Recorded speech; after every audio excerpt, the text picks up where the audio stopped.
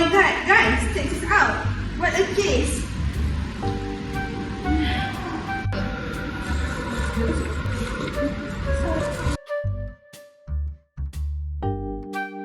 On 1 April 2025, a major fire incident erupted in a residential and commercial area of Putrajaya Township in Subang Jaya, Selangor.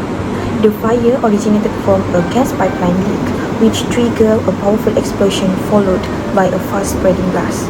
The incident occurred in the early afternoon and caused panic among residents and business nearby.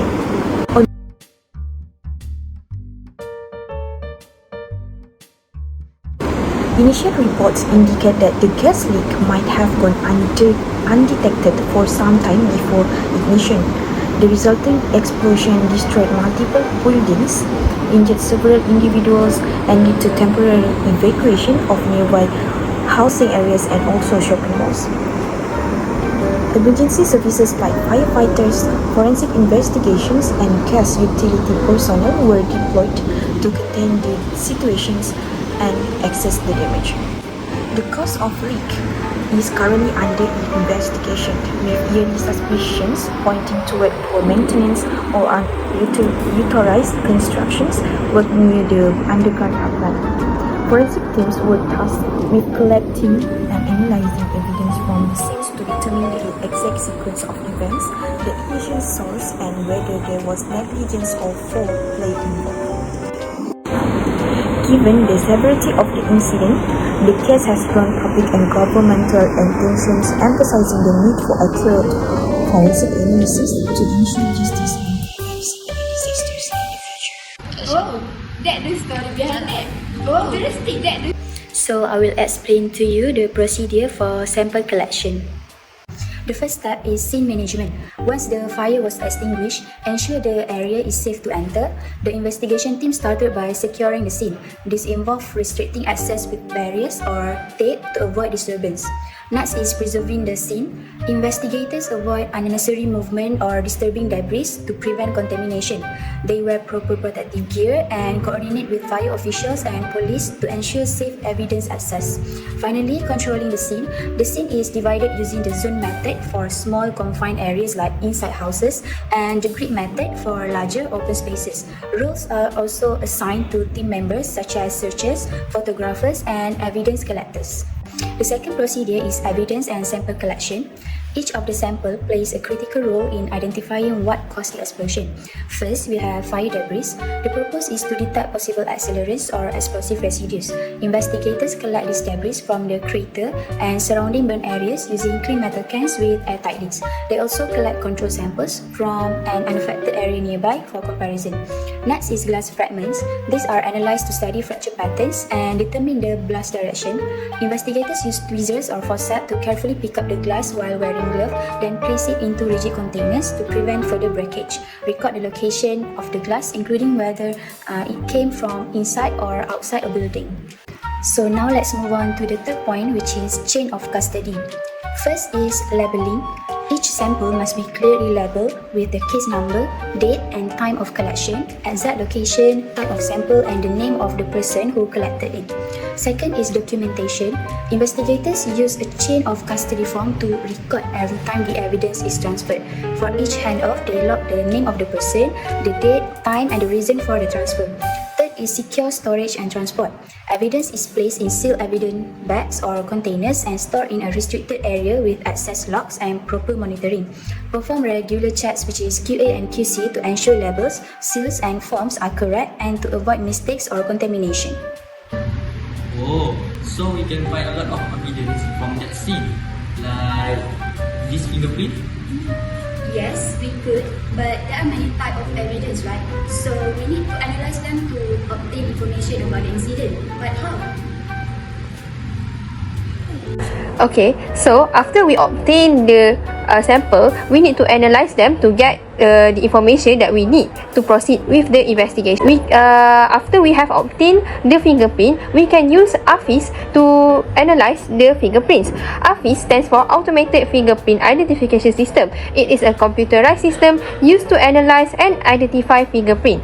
AFIS compares digitized fingerprint image to database of stored fingerprints to find potential matches, aiding in criminal investigation and identification processes. There are many points of comparison to say whether the fingerprint matches with the fingerprint in the database or not. We need at least 8 to 12 points of comparison to be in common to say that two prints are matching with one another. For example, we have PDRM biofees. In PDRM biofees, the fingerprints from the scene will be scanned into the database. This fingerprint will be submitted to the police headquarters, and it will take roughly 10 minutes to process and find the matching fingerprint depending on the complexity of the search and the quality of the fingerprint being matched. This is because different chemical compounds absorb terahertz radiation at specific frequency. This spectral fingerprint produced can be compared with a known substance spectra to find the most likely substance that has tendency to cause the explosion. Next, we also need to analyze the debris, soot or ashes that we obtain from the scene. This can be done by using the terahertz spectroscopy. Terahertz spectroscopy is a technique that uses electromagnetic radiation in the terahertz to study the properties of the material. This technique is very well suited for explosive detection due to its ability to penetrate many common barrier materials like clothing, plastic and cardboard, while also revealing the unique spectra that we call fingerprints of explosives. Quality assurance ensure that lab results are consistent and reliable, while quality control identifies and reduce error. So, for the first point is, forensic laboratories use state-of-the-art analytical technique. Example is gas chromatography, flame ionization detector, and mass spectrometry that identify gas component and combustion byproduct. Second one is, quality assurance ensure reliable data to determine cause or source of the explosion and fire. The last one is documentation such as sample collection time, analysis period, and responsible personnel is required per ISO 17025, which is applicable when reporting such forensic fire case. Quality assurance ensure that lab results are consistent and reliable, while quality control identifies and reduce error. So, for the first point is, forensic laboratories use state-of-the-art analytical technique. Example is gas chromatography, flame ionization detector, and mass spectrometry that identify gas component and combustion byproduct. Second one is, quality assurance ensure reliable data to determine cause or source of the explosion and fire. The last one is documentation such as sample collection time, analysis period, and responsible personnel is required per ISO 17025, which is applicable when reporting such forensic fire case. Next is control charts, which is, for the example, is SYAHIRAH, QZoom, and J charts. It means that it functions to monitor the instrument stability and ensure no drift in gas detection result over time. So, we also monitor our lab process of stability over time. So, this idea of instrument, which is the SYAHIRAH control chart, detect the shift in measurement, mix, and variability, while QZoom chart are more sensitive and quicker at identifying subtle error in ongoing testing. This is crucial when analyzing multiple glass or gas sample, ensuring no instrument drift or unnoticed contaminant affect result.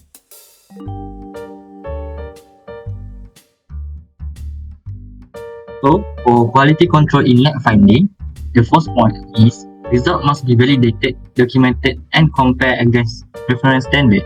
The second one is use a SYAHIRAH chart to check stability of instrument, analyzing gas residue or thermal damage. And the last point is statistical method helps rule out error or detect trends that could otherwise mislead the investigation.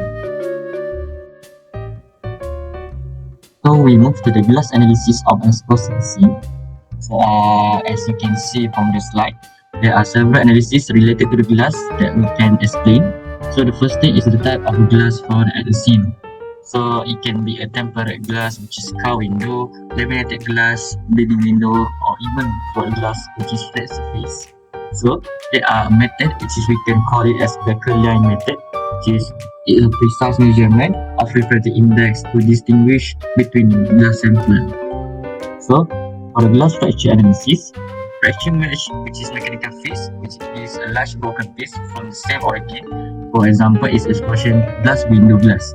And density and refractive index is used to identify source and the type of broken glass, potentially linking fragment to building or vehicle near blast. And the glass breakage pattern analysis, it also helps to determine the direction of intensity of glass concentric cracks, radial line, and so on. That looks complicated. It must be so hard to analyze them. Yes, but that's their job. They are professional.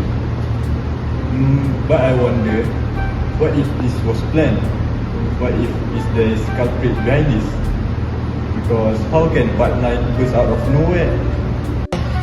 So who's to blame? We begin by identifying all the possible suspects. First, suspect 1, a gas company worker who had direct access to the pipeline.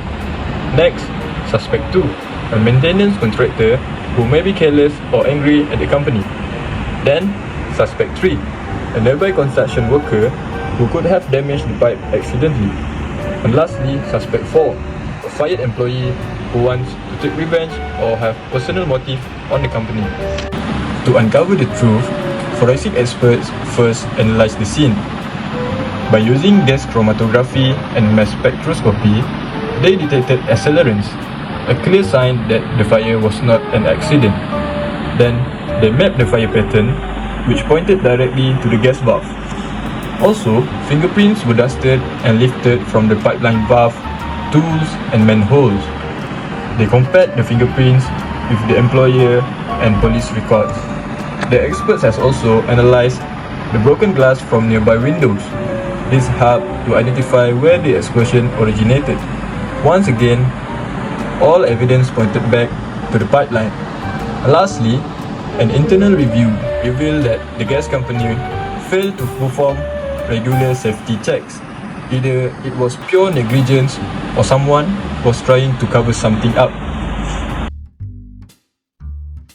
When we put all the clues together, the truth becomes clear. A fingerprint was found on the gas valve, proving someone touched it before the fire. Accelerants were present and it was definitely arson. The company didn't do safety inspection, so this increasing the risk. All evidence pointed to Mr. X, a fired gas company worker. He broke into the pipeline area, opened the valve, and used accelerant to start the fire. He was caught on CCTV, and his fingerprints were on the valve. His motive? Maybe revenge. With strong physical and digital evidence, this case was closed. Thank you.